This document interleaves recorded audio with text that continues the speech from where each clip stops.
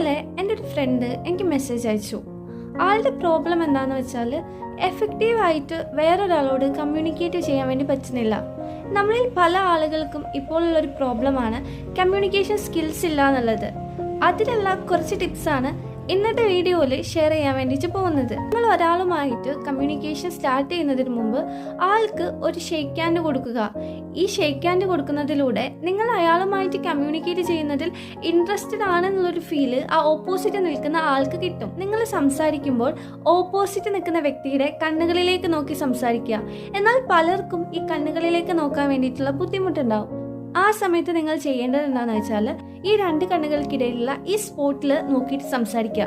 അപ്പോൾ ഓപ്പോസിറ്റ് നിൽക്കുന്ന വ്യക്തിക്ക് അവരുടെ കണ്ണുകളിലേക്ക് നോക്കി നിങ്ങൾ സംസാരിക്കുന്നത് പോലെയാണ് ഫീൽ ചെയ്യുക. നിങ്ങളുടെ കംപ്ലീറ്റ് കോൺസെൻട്രേഷൻ നിങ്ങൾ ആ ഒരു കോൺവെർസേഷനിൽ കൊടുക്കുക എന്നുള്ളതാണ്. നമ്മളിൽ പലരും ചിലപ്പോൾ നമ്മൾ ഒരാളോട് സംസാരിക്കുന്നുണ്ടാവും,